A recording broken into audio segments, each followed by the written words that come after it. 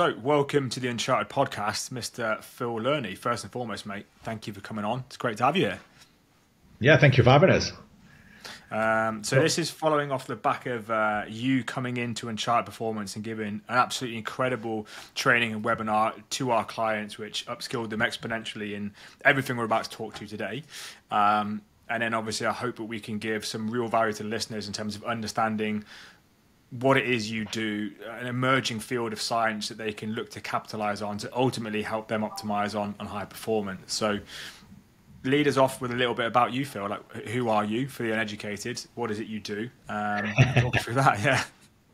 So, my name is Phil. So I guess my background really is the sort of key thing here. I was a coach for 25 years.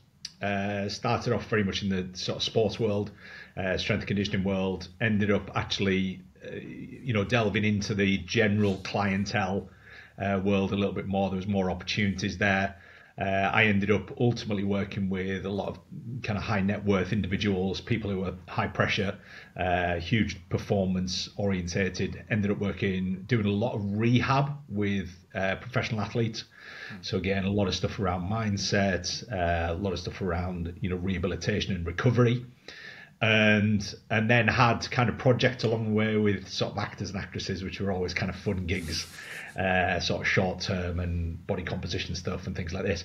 But that was my background. I come from a sporting background myself, always been into performance, and ultimately probably HMN24 was a culmination of probably 10 years of experience towards the latter end of my career. Because I was one of these people, which we'll talk about today, who thought that sleep didn't matter and recovery was just a matter of closing my eyes every night and hoping for the best. And I was part of that, and then figured out that it was all going wrong when I actually had 3 businesses running at the same time concurrently, and pretty much burnt out. And wanted to quit everything and wanted to give up on everything and get a bog standard 9-5 and find something a little bit more palatable. But then working with clients of that ilk, it became very apparent there was a kind of gap there. And as performance coaches, as you well know, is that we're always looking at everything's marginal.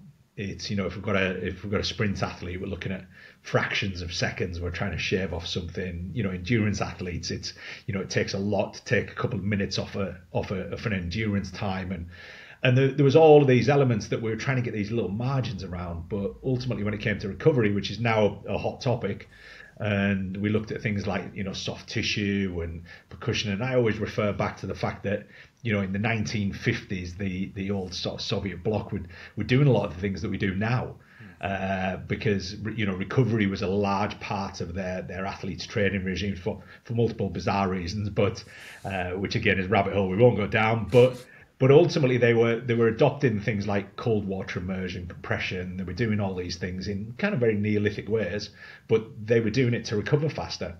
And one of the big focuses there was sleep. And obviously in today's day and age, stress is a big thing. Mental health is a big thing. And these are things that have really been pinpointed and focused on in the last few years. So this was something that I was hugely passionate about, which is recovery and sleep.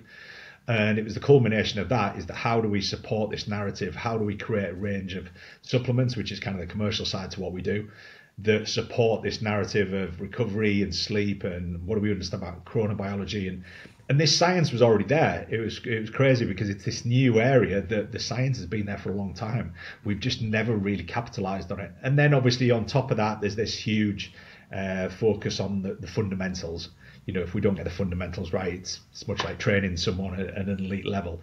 If we don't have the fundamentals in place, really the little tweaks and the little things we do to push that marker a couple of percent up don't really work. So we had to have that strong educational narrative behind what we've done, which we've expanded into with your group, and obviously we will on this podcast.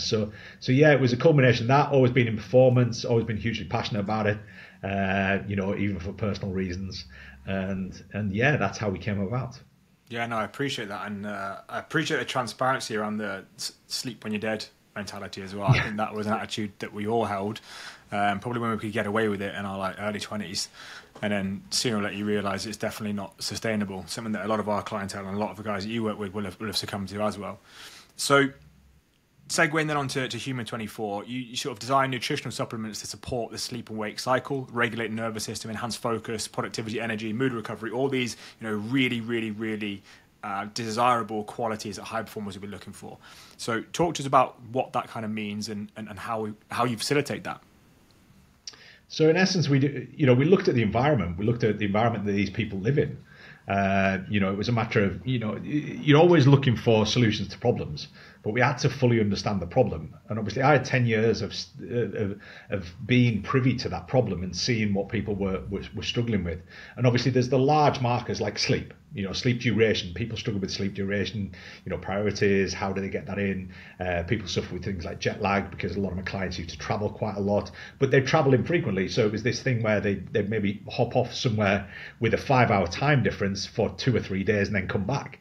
And then they have to resume their normal function. So there was all of these things around jet lag. Then we had, again, we'll probably go down the rabbit hole of social jet lag, which again is just people who would have social commitments that would push their body clock or their timings all out. A bit like every year we move the clock a couple of times by a couple of hours, and it creates mayhem. But these are people that do this on a weekly basis. So kind of collectively, the HMN24 range was about supporting optimal arousal, a balanced nervous system, which again I can get into a little bit more with respect to the ingredients and the type of ingredients we chose.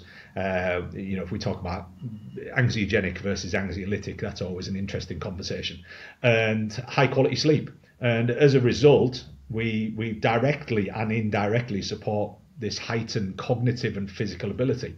So over time, we improve key metrics, things like heart rate variability, which is an indicator of our nervous system and how adaptive it essentially is. And immediately we would impact things like sleep scores, because again, a lot of people are wearing wearable metrics. They're using Ouras, Garmin's, Apple Watches, Whoop straps, blah, blah, blah. So a key thing was, if we're going to do this, we need to do it properly. So we actually move these numbers, which again was always a prerogative of us as coaches. It's all well and good training someone for 6 months, but if you don't move the numbers, it's kind of worthless. It doesn't really serve any purpose. Yeah, and I think there is a tendency for us to try and add more to facilitate faster recovery, whereas we're not actually tracking the input-output equations, and we can't oftentimes give tangible ROI. So if you look at, to your point earlier, well, let's just reduce it down to the fundamental basics and do those really, really well. And then the needle moves massively and we can show demonstrable ROI. You mentioned social jet lag, which is something I'm really keen to get into. So opening that Pandora's box is, I guess, the topic of chronobiology. So what is chronobiology and how can people be helped to understand that, Phil? Chronobiology, there's multiple kind of anecdotal ways of explaining it, but my one of choice at the moment, and it changes all the time, I explain it in different ways, but the one of choice at the moment is, look, chronobiology, if we think about watches are chronographs. There's kind of a master cog, and as that master cog starts moving, it starts all these other smaller cogs moving. So if you think about there's this master cog at the front of our brain, activated by what we call the suprachiasmatic nucleus. And when this master cog starts moving, it starts moving all these other cogs. And these other cogs have all these different responsibilities. They, some of them will manage blood pressure, some of them will manage body temperature, some of them will manage certain chemicals being released. And as that cog moves around, it releases one chemical, then it releases another a few hours later. And if we knock this clock out of sync, essentially our watch doesn't tell the correct time. So therefore, all these cogs are moving at different rates at different times, and some are getting jammed, some aren't working properly. So chronobiology is just talking about this body clock that we have. And every cell in our body has a cog, in essence, that needs to be initiated to move. And when we do things like, we consume stimulants, we throw the cogs off. When we mismanage sleep, the cogs get confused and the cogs slow down and speed up when they should be just going at this consistent rate. So what happens, it affects all these biological things that happen internally. So hormones get knocked out of sync. The ones that regulate our appetite are always a really topical one. Leptin and ghrelin get knocked out of sync. So therefore our appetite and the way we feel about food changes. So therefore we can put ourselves into this state where our body biologically is tuned to overconsume or consume food excessively. You know, the average person, again, statistically, we know the average person eats for 15 and a half hours a day. Now, theoretically, we should only be awake for 16. So we know that people literally wake up, they start eating, and they don't stop eating until they go to bed. Now, biologically, we know that doesn't work in alignment with our digestive system, because all those cogs in our digestive system are starting to slow down and virtually stop about 8 hours into our day. And we know this, but we continue to keep consuming food. And what happens is the cogs turn themselves back on again. And the problem is when you turn the digestive cog back on again, the neural cog turns back on again. So your brain switches on and your digestive system kicks in, and all these things start to happen that shouldn't be happening at a time when they should be slowing down and preparing us for sleep. So therefore, we have all these things that disrupt our basic biology, our sleep-wake cycle. So when we talk chronobiology, often referred to as circadian rhythm, we're talking about this cellular clock that keeps our body in time. Remember that human beings are the only mammals on the planet that don't get up to the sun coming up and don't go to bed when the sun goes down. We dictate all this by, we turn a light on when it suits us. We get up when work dictates. And we don't regulate this rhythm. And what's facilitated now is that technology is allowing us to adapt to this rhythm and actually manipulate it to suit our own lifestyles. So we can use things like what's termed as human-centric lighting. So we can use specific types of light with a certain amount of lux and kelvins and lumens, and it can mimic sunlight. So therefore, we can trigger the body to do the things that ultimately we stopped it triggering by inventing the light. We just didn't invent a very good one. You look at incandescent bulbs, they don't emit very good light. And we look at screens and we look at all these different things that emit these different light wavelengths, which confuses the cogs again. Because the key initiator, we talked about the big cog, that big cog is initiated by light hitting our optic nerve. That's what starts that big cog. And I always say it's like a stopwatch. So every morning when you wake up and you get out of bed, if you expose your optic nerve to light, that stopwatch starts. So now you've got 24 hours, and then it's going to do it all again. And this is what we talk about when we talk about chronobiology. It's just this 24-hour cycle, and we know biologically that most creatures on the planet adapt to this 24-hour cycle. It's actually marginally over 24 hours. So again, this is where we get the shifts and blah blah blah. But it's roughly 24 hours. Yeah, and I remember that really sophisticated graphic that you had when you spoke to the guys in the program that kind of illustrated that entirety of that 24 hours and how everything is inseparably intertwined. I really, really like that.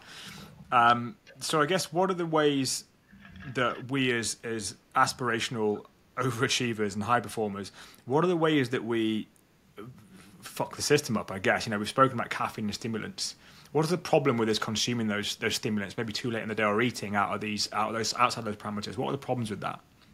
Well, we've got, again, it's the initiation of systems that shouldn't be operating at specific times. So what we do is we throw all these things out of sync by doing them at the wrong times. And I guess stimulants are an easy one to explain, because when we look at sleep is governed by the nervous system in many respects.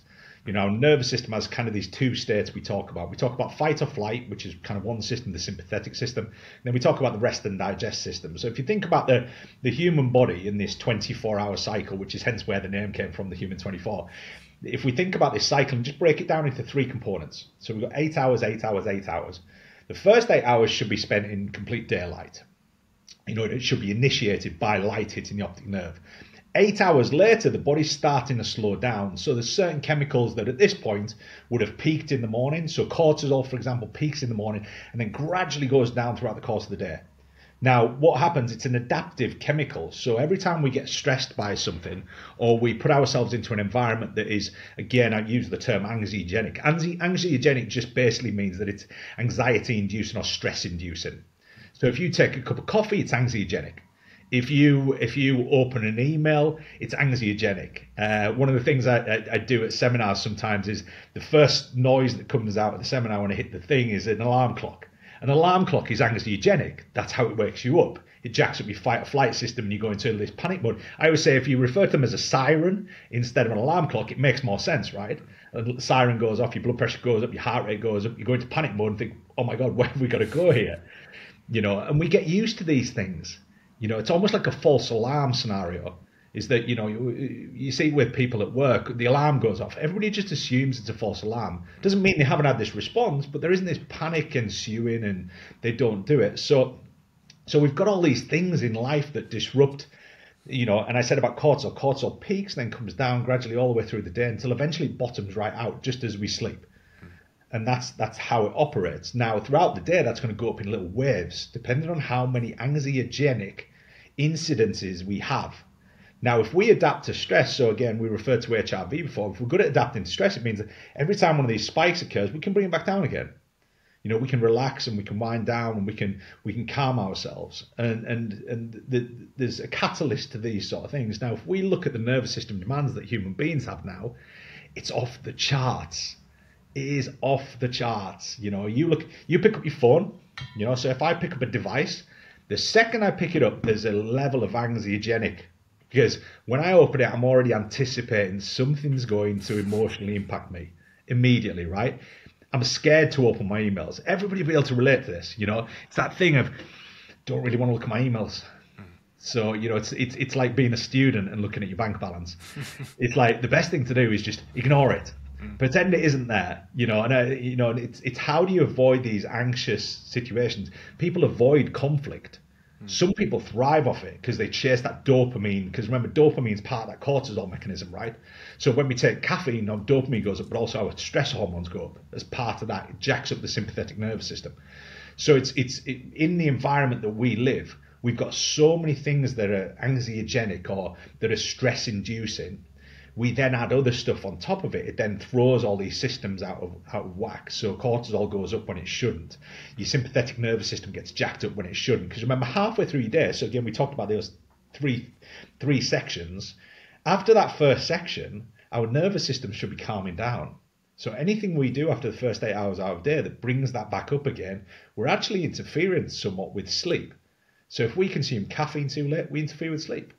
We'll still fall asleep, which is the irony, because people think that, I can have a coffee at 9 o'clock at night, it doesn't impact my sleep. You'll still fall asleep. You'll just never get in the deep stages of recovery sleep. You'll never get to stage 3 or stage 4. So what will happen is you'll lay in bed in this super light sleep. Any noise will wake you up, or it'll cause what we call a micro awakening, where your body almost comes fully aroused again, but you don't open your eyes. So you spend this time in this wave, stage 1 and stage 2 sleep. So it becomes this light thing. So it's how are we adapting to, firstly, to stress? How good are we at getting stressed and then not? And remember, when we talk about performance populations, it's amazing how many have had kind of a bit of a torrid life early doors, because they learn to adapt to stress. They're really good at it. Now, if you take someone who's been wrapped up in cotton wool balls their entire life, you put them under any kind of work pressure, they break because they can't cope with it, they can't tolerate it. And obviously everybody's level is varied, but typically you find that a lot of people who are in these stress environments, they've adapted to it because that's been part of their upbringing. They come from these interesting stories and these interesting backgrounds. And I always say, when again, you're familiar with guys in the military, right, is that when you ask them about the story, they're always really interesting, because it kind of creates this end product of this person who's super resilient to stress. And again, I'd never served, I've never been in the military, but I can only contemplate loosely the kind of stress that they go through, and I can't even contemplate what level it would be at, because I've had challenges in life, but I'm like, I haven't experienced that kind of visual. It's interesting, yeah. To your point, whenever you speak to these guys, ordinarily, and there's always outliers, but ordinarily, it's almost like the traumas they experienced, capital T and lowercase t, the traumas they experienced in childhood were almost like a training package for the stresses they're going to have to deal with in their career. And they're able to absorb enormous amounts of pressure and cope under extreme stress, because to them it doesn't feel particularly stressful, because they knew it from under the age of 8. So like, oh, it's okay, I come alive it. I can kind of regulate myself here. Now, that's not always conducive to being a well-adapted human outside of that environment, but it does mean they're tremendously good at that environment. They're almost purpose-built for it. And I like what you spoke to about this concept of we've got so much anxiogenic input at all time. And we speak to a lot of guys when they first come out to work with us. because they are quite literally frozen at multiple times in the day because they are so overwhelmed by so many inputs and so much stimulus and response that they're just kind of overwhelmed. And when you look at someone physiologically, when they're slouched over just scrolling on Instagram, it's like you're physiologically frozen. You're rabbit in the headlights. You don't know what to do, where to turn, and how to calm the nervous system. And there's actually a really interesting statistic about the amount of entrepreneurs who had like stressful upbringings. And I think it's almost like a prerequisite for being good at the pressures and stresses of being enterprising in the modern global economy. You just got to be able to deal with that and roll the punches and deal with a lot of the stresses. So then returning back to ways in which we can actually learn to regulate ourselves and to not just cope, but thrive in those circumstances. What are some of the things that we need to look for and look to nurture in these individuals to really support them to do their best? I think the key thing is, firstly, management and regulation. I always talk about management and regulation. We always, you pick up any article about super successful people. And again, like you said, there are outliers, right? But the vast majority of super successful people, they've got interesting stories, right? There's always an interesting story to be had. Very rarely will it be, oh, it's actually really boring what they've, their upbringing and their background and all of this is all fairly boring. It very rarely happens. But essentially, we talk a lot about management. Is that, timekeeping is about management. Being productive is about management, and everything we talk about is about management. And we can get into things like infradian rhythms and 90-minute cycles, the sleep cycles, the 90-minute sleep cycles that we talk about. The body goes through these during the day as well, but people don't latch onto this. So when we look at these diaries that you can pick up where you can time block and do all these things, there's a lot of science behind it. Is that this 90-minute window is essentially as long as a human being can in essence focus for. So if you do a 90-minute block and you see a lot of entrepreneurs that embrace these kind of the Pomodoro techniques or the 90-minute techniques, or they've done something that creates this management. So for us, from a chronobiology perspective, it always comes back to management. Is it how do we manage these anxiogenic, anxiolytic states? So how do we manage the nervous system better? So what do we do that's, if we think about the things that generate a sympathetic response and we think about the things that generate a parasympathetic response, what we're really looking for is an even keel between them both. And what we find is that there's always a heavy bias towards sympathetic. People are doing too much stressful stuff. So what's happening now is you get these people who've spent their years, you see it in the world of addiction. People who come out of, drug addiction or alcohol addiction or whatever it might be, their body's been in this fight or flight state for a decade, 5 years, 10 years. And what they've done is they come out the other end and go, oh my God, I've got to really focus on the recovery part of this.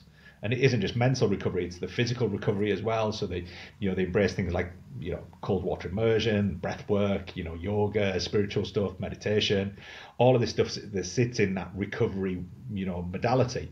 So first thing is management, is understand how to manage your stimulants, understand how depressants work and how you manage depressants, which again, the most commonly used one is alcohol.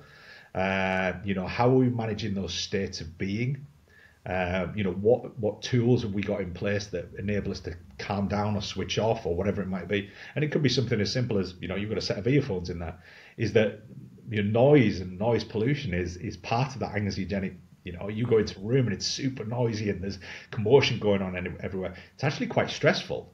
If you were to wire someone up to an ECG, you'd be like, oh my God, 8 out of 10 people, you stick them in a busy airport, they get stressed through the roof, whereas you get someone who's a little bit more efficient, a little bit more tolerant of stress, it's like, it's just something you do. I always remember somebody telling me about moving house. They said, moving house will be the most stressful thing you've ever done. And again, you've just recently done this, haven't you? So, and they say it's the most stressful thing you'll ever done, but I think it's this thing where it's built up to be this hugely stressful thing, but really it's just a logistical thing. It's, look, if you get your stuff in order, it's actually really, I say to all our guys, like, strategize what needs to happen. So sit and think and plan all your blocks out, have a couple of contingencies, and then just execute it. I think the problem is people try and plan whilst doing at the same time and then wonder why it's a bit of a shower. Yeah.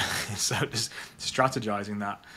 Even with a work block, and to your point about these 90-minute, I forgot the name you used for it. Was it infradian?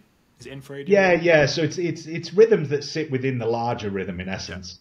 Yeah, and like actually always separating out strategy from the execution of. So, 10 minutes spent the night before strategizing, well, what's going to go in that 90-minute block, and then executing really effectively. If you do 3 of those in a day, you're doing really pretty well. And the amount of stuff that you will complete and achieve in those, 3 90-minute blocks probably supersedes what most people do in 8 hours in a working day. There's probably statistics to support that. Hey, look, if you were to take, so again, this is a good one for the listeners to do, right? So if you take the time you wake up, so take the second you wake up and create 90-minute blocks with a 15-minute break in between throughout the course of the day. And as you do that and as you write that down, you then get this grasp of, oh my God, I've got so much time to get so much stuff done. Because then you just go, right, I've got a task, a 90-minute task there, 90-minute task there, 90-minute task there, 90-minute task there. You can crank out loads of these throughout the day. And again, we talked about sleep cycles. If you're in sleep debt, guess what? Sleep debt is in 90-minute cycles. So if you're in sleep debt, you know that your productivity in each one of those 90-minute cycles is going to go down. So what do? You fill one of the 90-minute cycles with a sleep, and it's just an easy way to, if you saw my Google calendar, it's just literally 90-minute blocks with 15-minute blocks in between. And it was, and I used to work like this as a coach, but I wasn't aware of the 90-minute thing. And, the way I used to work as a coach, I used to do 3 clients and I wouldn't do any more, because after 3 clients back to back, I'd start to lose focus. And I felt like I was giving them a bad experience because I was tired. So I needed a 15-minute break, and that 15-minute break would be something where I'd want to switch off. Now, people's idea of switching off now is to grab their phone and to scroll through it for 15 minutes, which creates more stress. So we're just not very good at switching off as human beings. So what we're doing is a lot of people are putting a lot of attention into switching this mechanism. People talk about doom scrolling a lot, and doom scrolling is literally just when people get a free moment, they congest it with noise. And I'm not talking about just noise, visual noise, just verbal noise, everything. Noise, no signal or noise. It's just bombard yourself with this stuff, and then you look at something like white noise is so peaceful. Like white noise, there's nothing. There's just, we use it with our daughter to help her sleep, and it conks her out. So it's interesting. You even mentioned about being tired.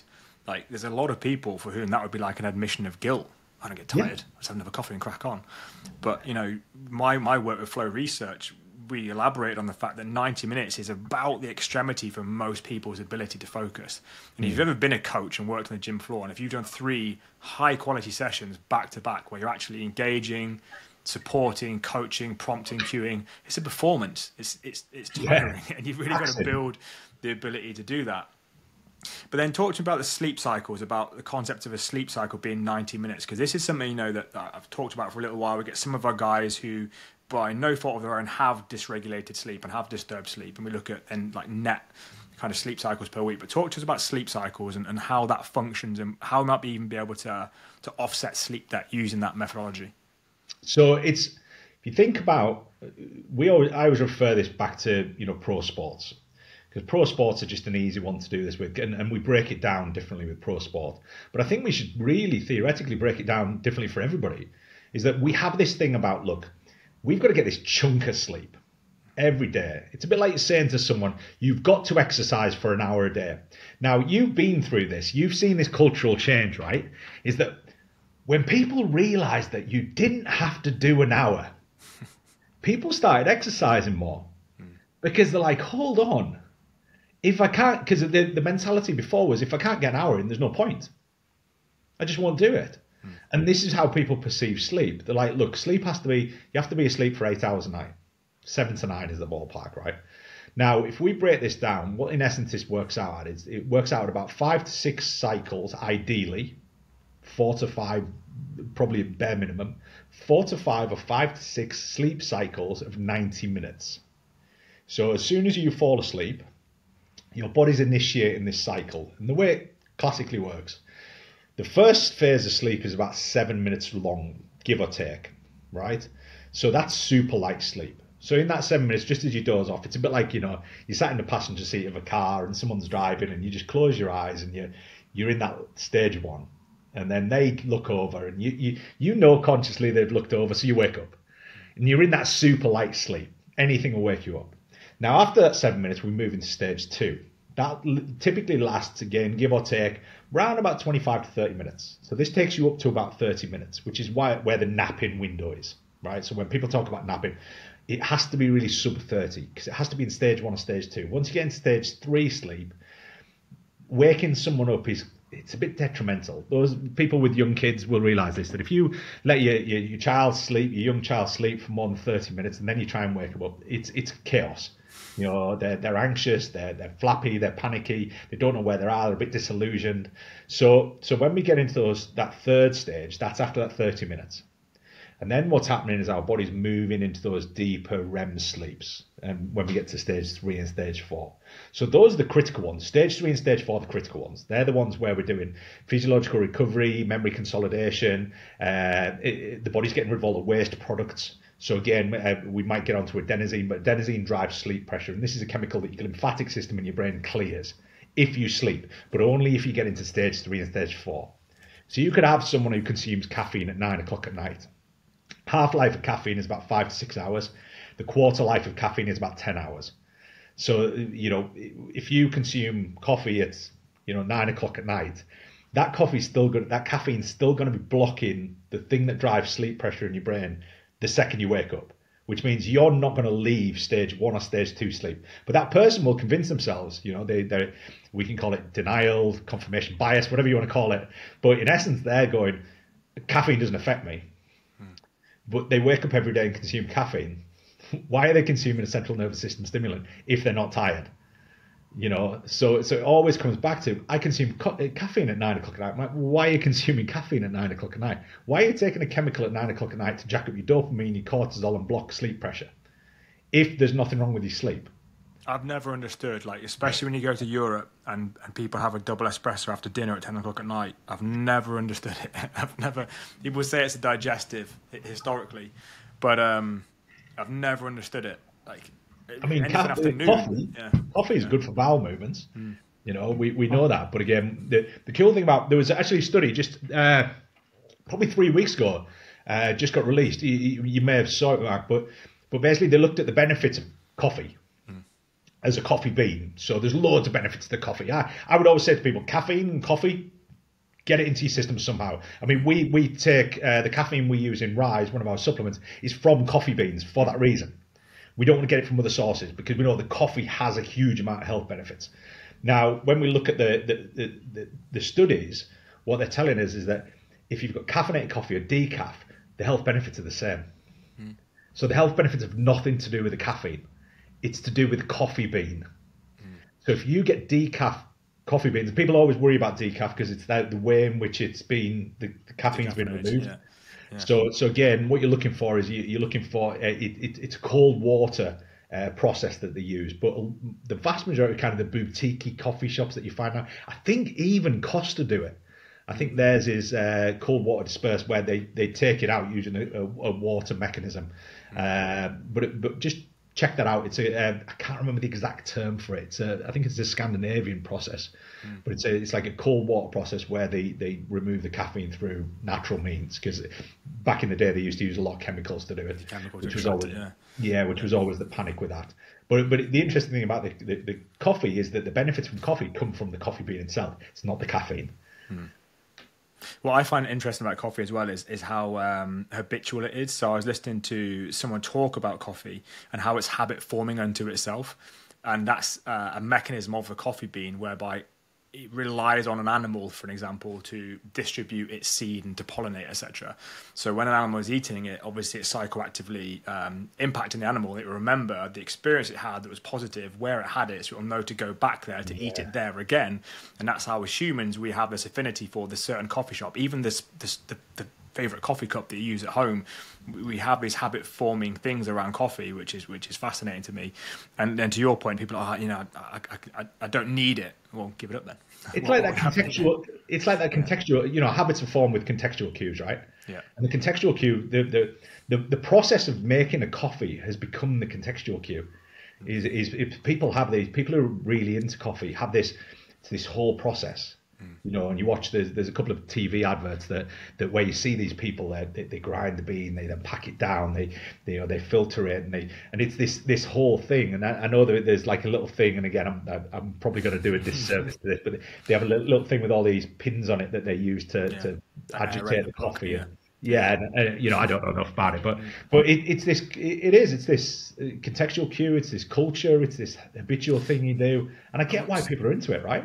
I once heard a quote that coffee helps us cope with the world that coffee built.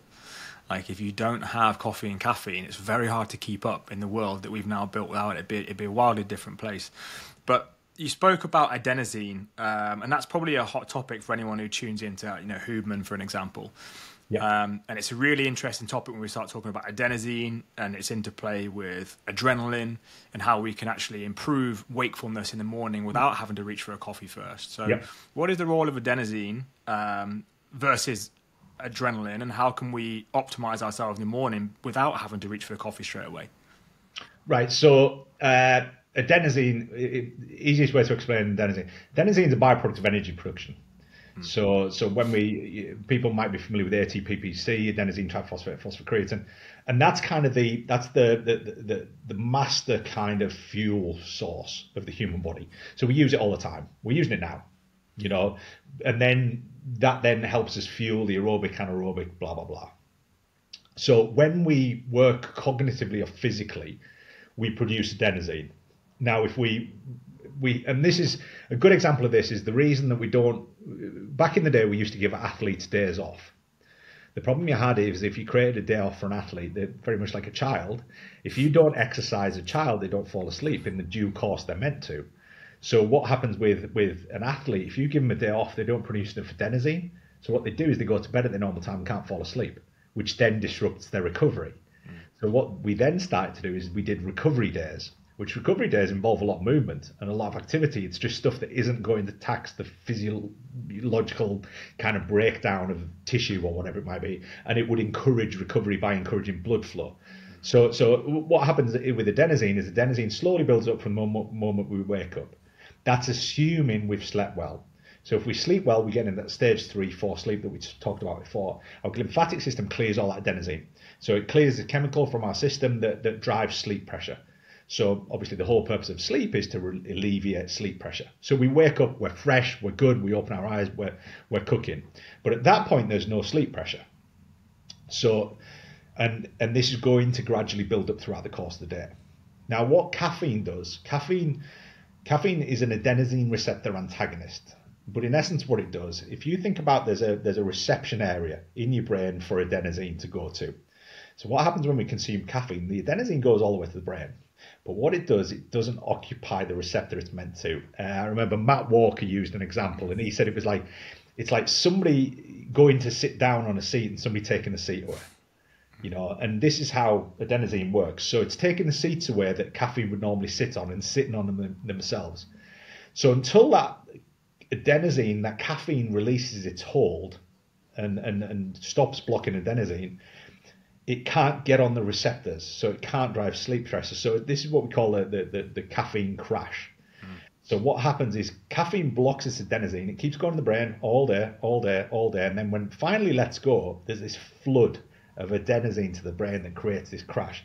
Now, interestingly enough, because of the half-life, quarter life, full life of caffeine, if you consume caffeine in the morning, and that's the only time you consume it, it'll actually block adenosine until you're ready for bed. So it actually primes you for sleep in many respects, because what it does, it blocks it and it actually allows it to gather up, and then it starts to let go just as you're about to fall asleep, which is cool, which is neat about the half-lives and blah, blah, blah. And it's just interesting that it almost matches perfectly. Now, the thing about caffeine is caffeine has two mechanisms. One, which is obviously adrenaline's in that mix. So if you think you consume caffeine or you consume a central nervous system stimulant, it jacks up dopamine, adrenaline, and it brings up chemicals in your brain, including cortisol, that are going to make you alert and awake. So pupils dilate, blood pressure goes up, heart rate goes up. Again, just like that alarm clock going off. Alarm clock goes off, adrenaline goes up, dopamine goes up. All these mechanisms go up that are to do with your fight or flight mechanism. So when they go up, so when we wake up, we have what's called the cortisol awakening response. So as we get into those latter stages of sleep, so we talked about, the 5 stages of sleep, 90 minutes. So as we get into like the 3rd, 4th, 5th, cortisol starts to slowly raise until it eventually just wakes us up. Those of you who've experienced or you've set your alarm consistency over a period of time, you'll find that you wake up just before your alarm. That's your body anticipating. What you've done is that you've entrained your circadian clock. So the cog's moving around going, hold on, there's an alarm going to go off in a second. So what we'll do is we'll wake them up now. And what's happened is cortisol's aligned with this alarm going off.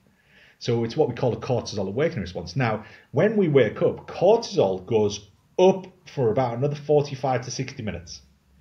So at that point, so if you think about you roll out of bed, there's no adenosine, which is part of the mechanism on which caffeine works. So caffeine blocks adenosine. If there's nothing there, it's not going to block anything. So it's not really terribly effective first thing, like immediately the second you wake up.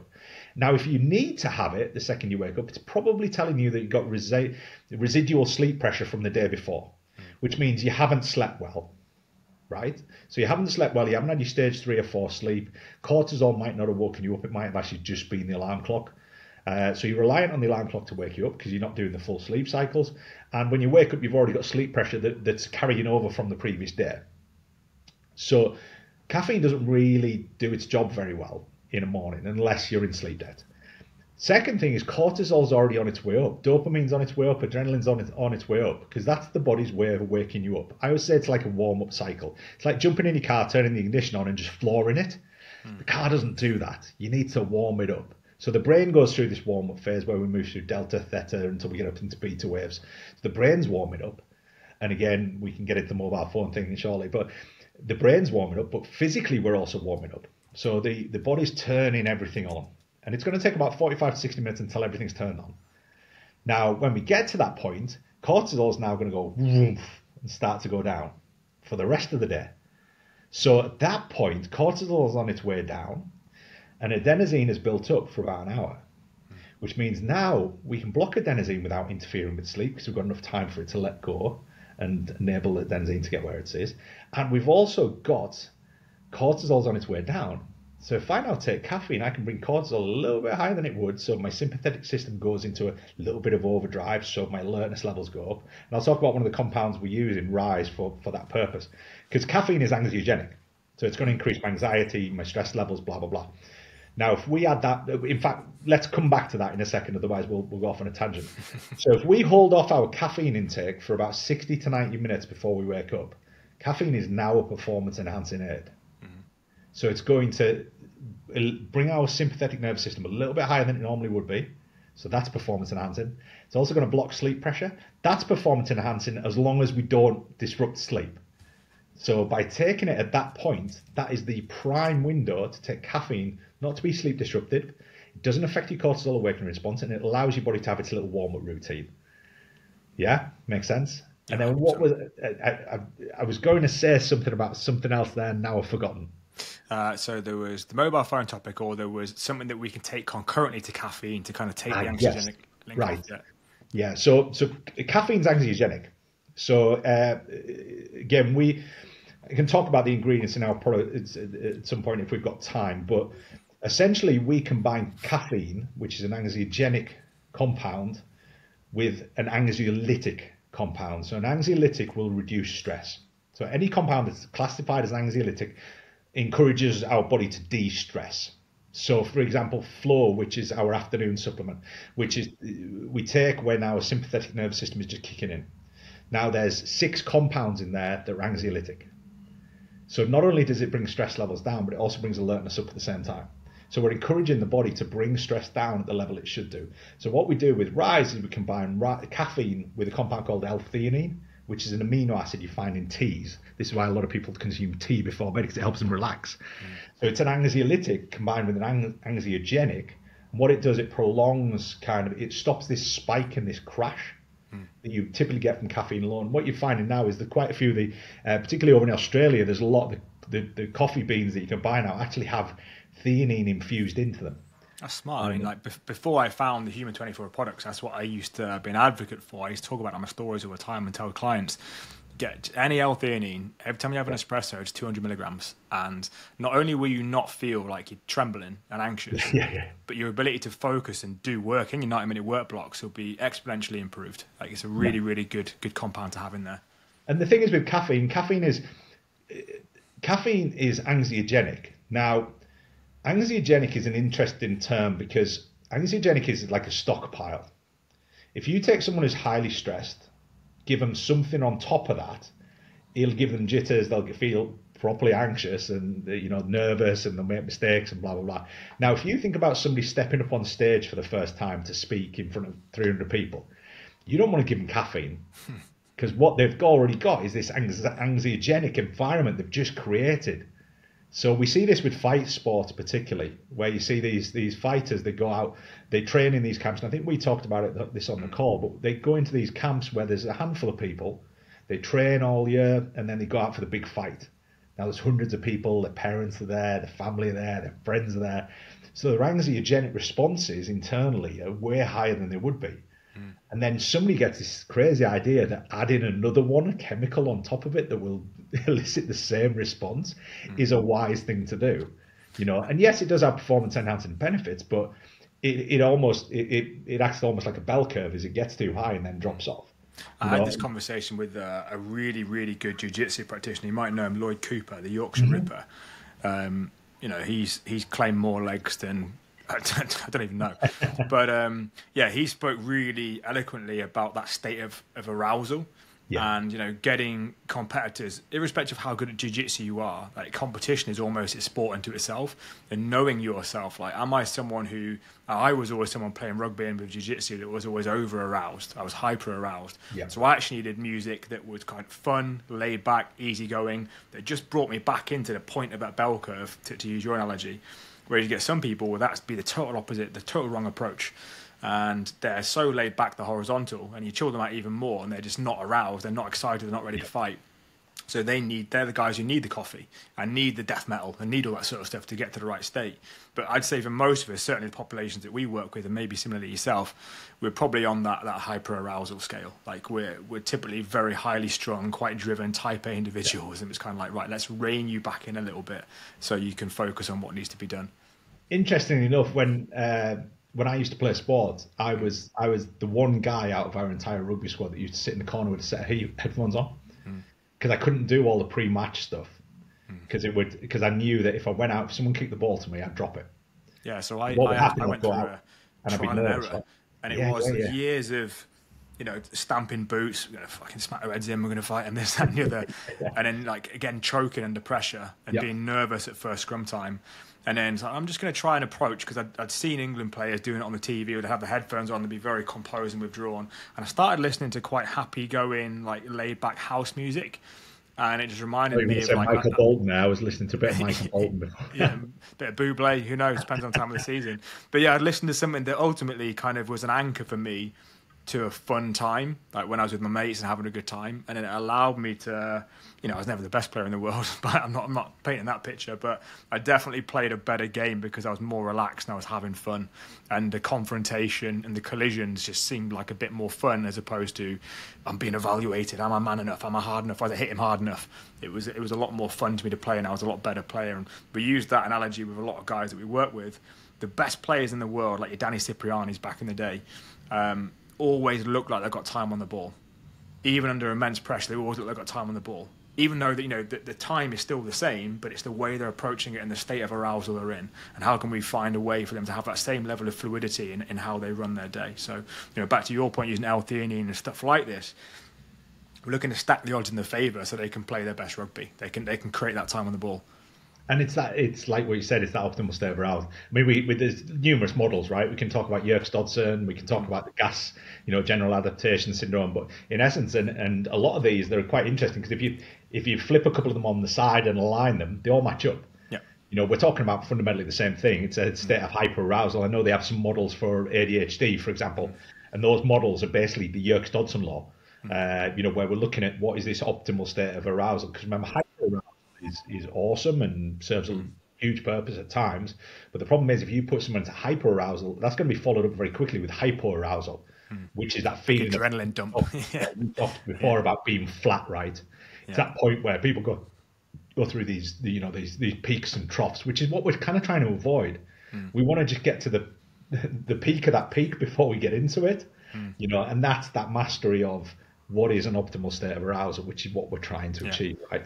And that's it's like, again, it's all these models layer over one another and just interlock and kind of tessellate so nicely, because that's what we're trying to create on a daily cadence that minimize these volatilities and undulations, to have them just working how we want them. Then on the macro over the months and years, we're trying to minimize these undulations. We can't stop them. We're not trying to, but we're trying to just make them a little bit more predictable, a little bit more manageable, to your point, so that we can compound weeks on months on years, because that's where true high performance comes from, is doing the basics to professional standards.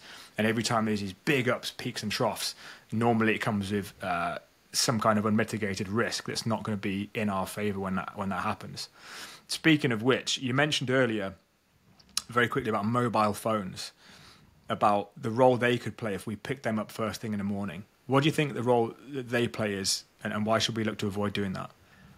The biggest challenge always with mobile devices of any description, and people talk about blue light and they talk about all these other different things, but the biggest challenge I see, and I think most of the science community will agree with this, it's the content of what's on them. Is that you've got no control over what's going to be presented in front of you. We don't curate stuff very well. Social media certainly doesn't. Social media looks at what you previously looked at and puts more of it in front of you. So if so in essence, if you look at something that's quite traumatic on social media, or you click on it and it goes to, by default, that feed will continue to feed more of the same nature of material. So and certain things will stress. I know my wife, for example. My wife gets really stressed by news.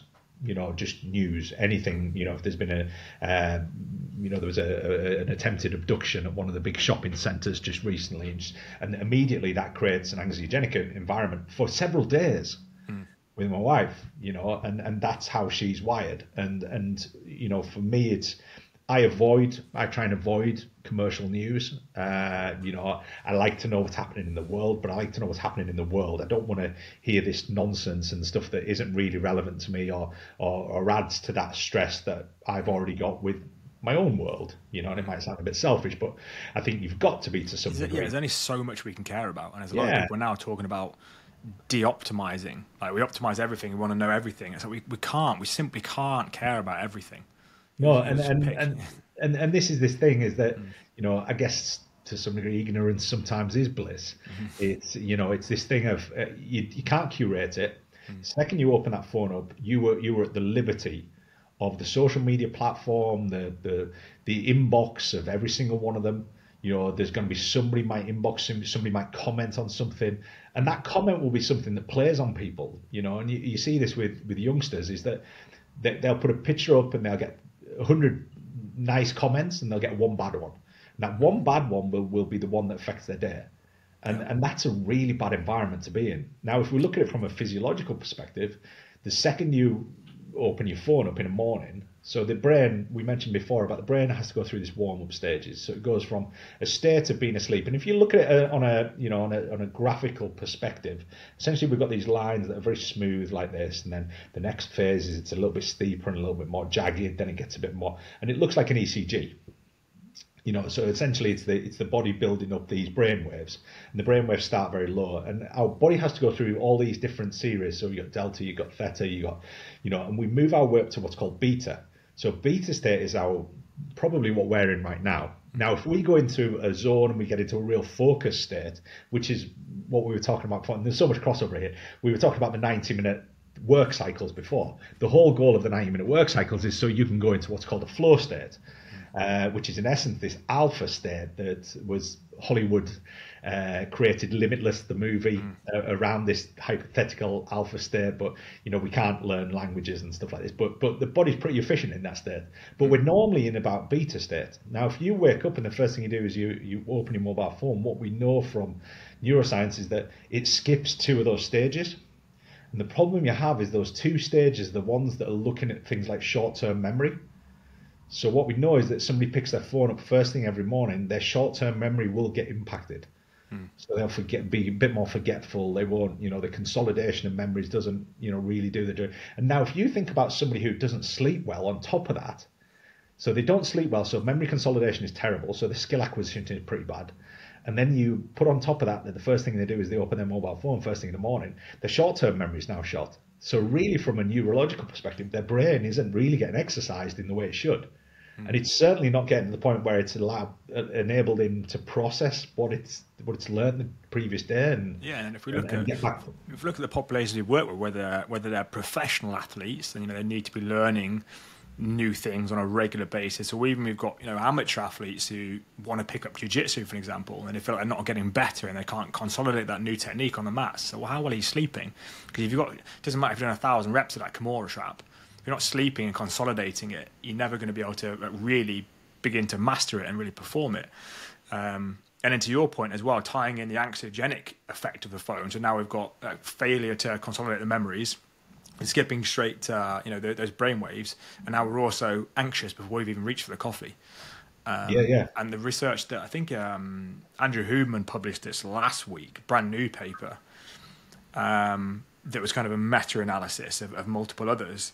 When they've done the research, outrage is the most addictive thing for us as humans. So when they've put chips in the brain and they give like pleasure, sexual gratification, various other things, the one that the test subjects would repeatedly go for and hammer was being angry. They didn't know what it was doing, but that was the one they kept going to, instinctively, intuitively kept going to.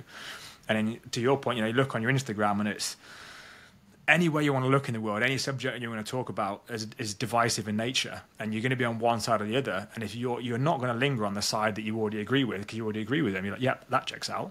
You're going to linger on the stuff that's from the opposing party or the opposing belief and be like, you fucking idiots. Like, how could you believe that? How could you be so stupid? You're going to get really wound up. Yeah, if you go to any of these kind of social media gurus and blah, blah, blah, they will tell you to write stuff that's divisive. I once got given a really, really good hack, though, that if you want advice from someone at Facebook or Reddit, don't ask a question because no one will be bothered himself to respond. Simply write an incorrect assumption and then wait for people to race to the comments and correct you, and then you'll get the answer that you want. It's the best way to ask a question because you'll get it what you want immediately.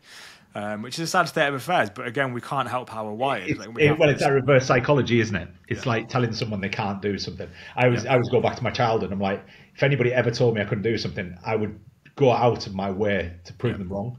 Yeah. And it's actually a quote it's one of the first things in in the book I wrote. I wrote a book on you, and I said, look, proving people wrong. I said it's if nothing else in life, if that's what you pursue, you'll typically get somewhere.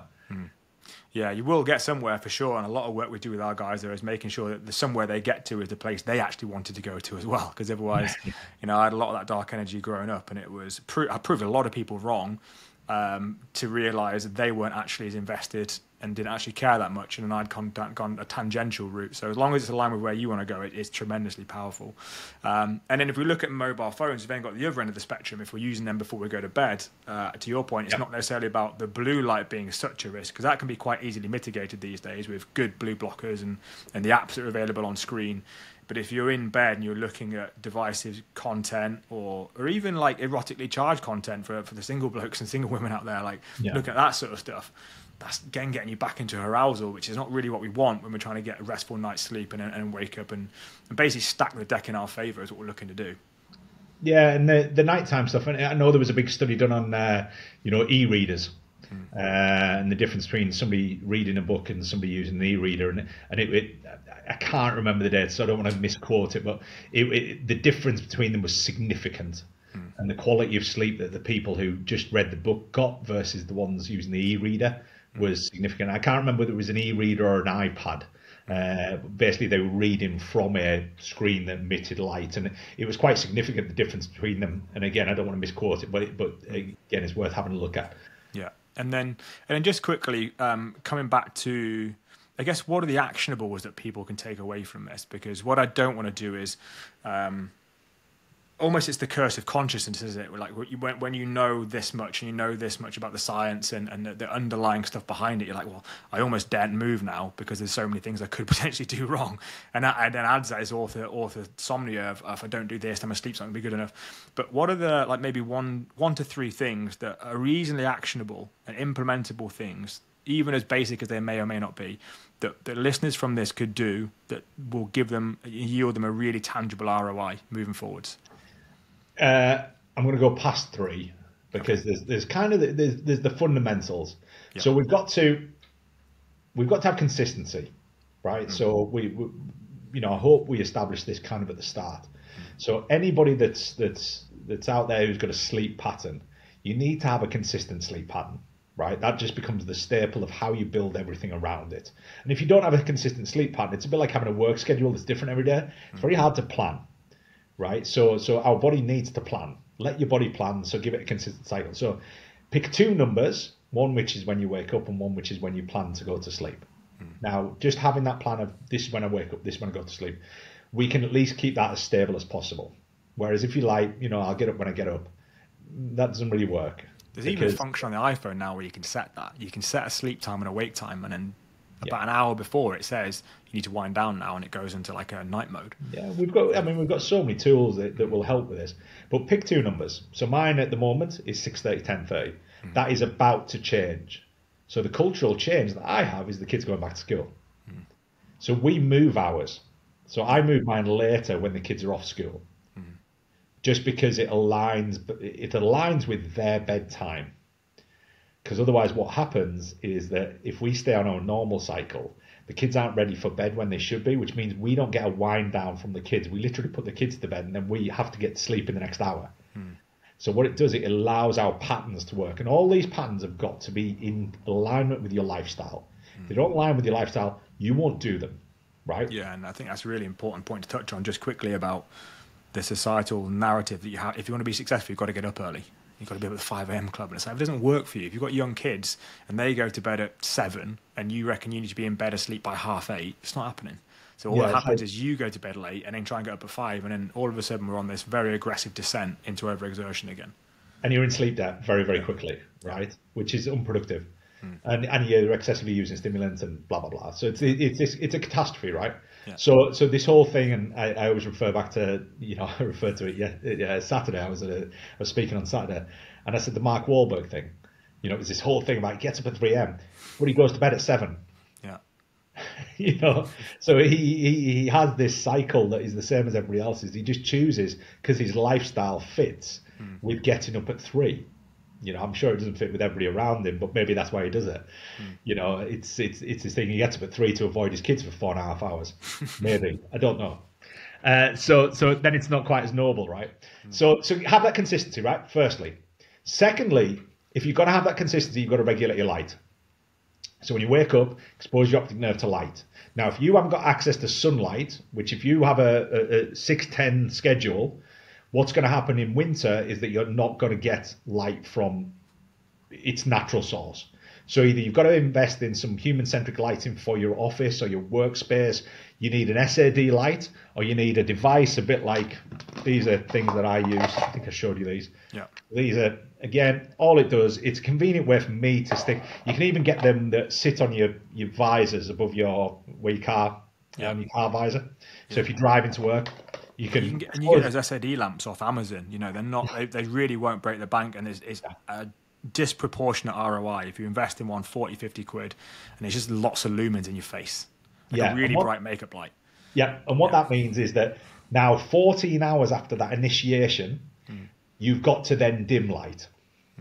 So 14 hours after that first light exposure, your body goes into what's called dim light melatonin onset. So the body's trying to push melatonin up. Now, if you've exposed your optic nerve to light and enough light throughout the day, you've created enough of a compound called serotonin.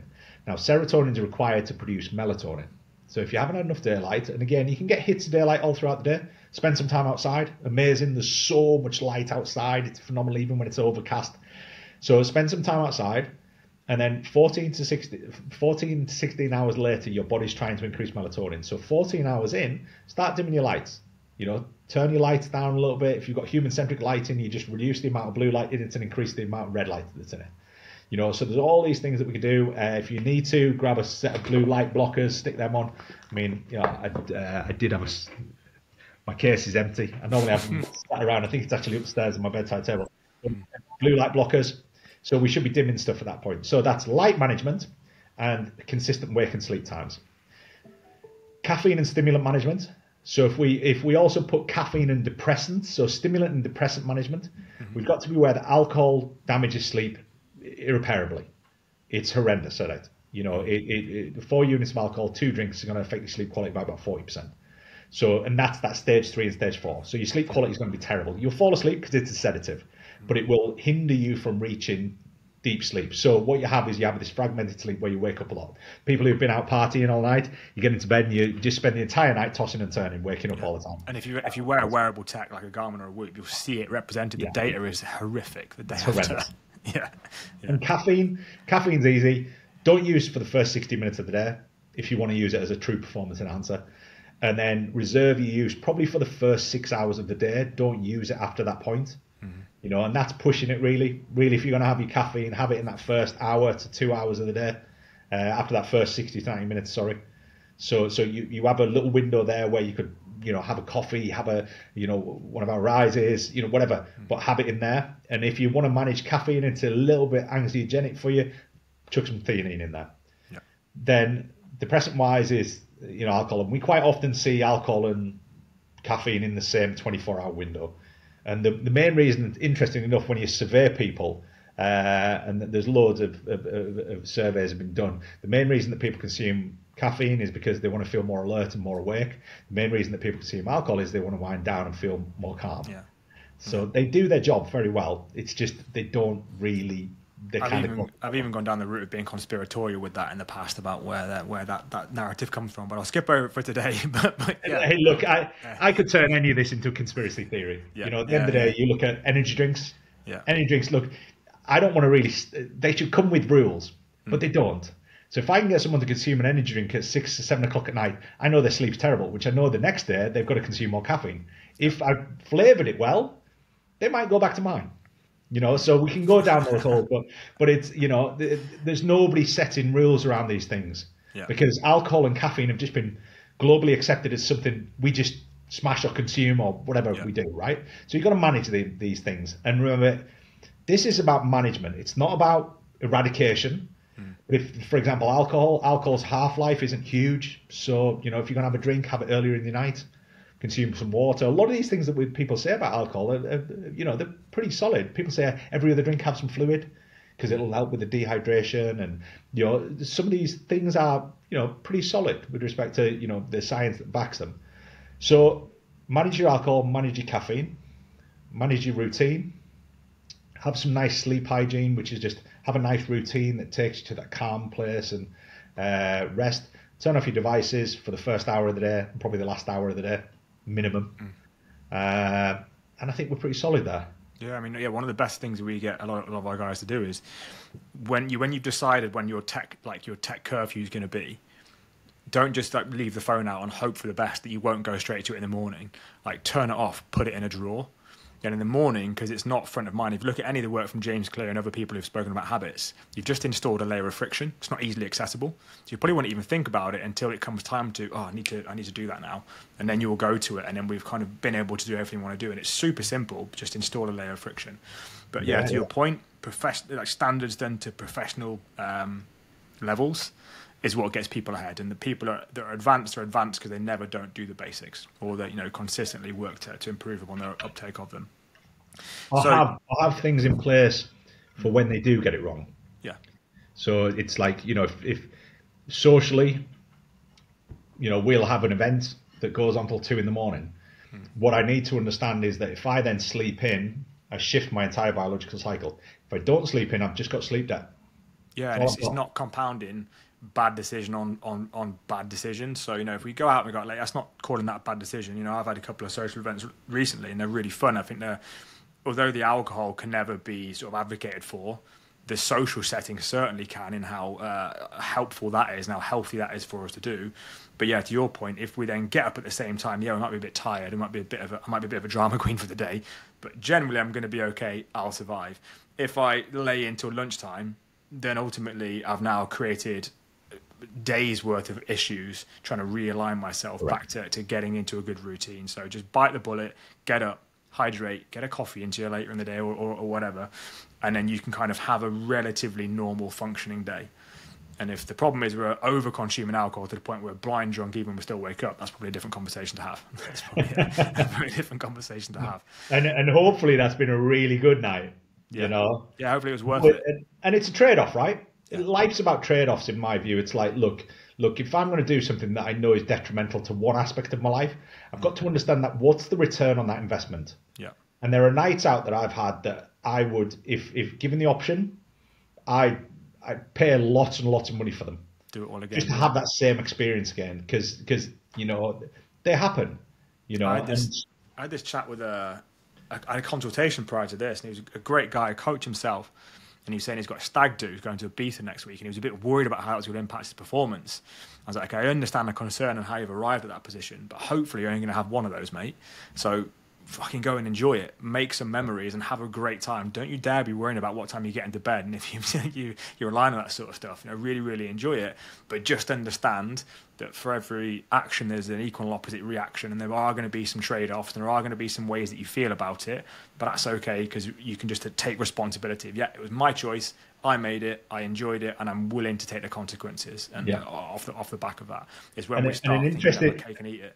Yeah, and an interesting thing about that is one of the biggest regrets that you get with people who party a lot is they wish they hadn't drank as much. Because you forget everything after 10 o'clock.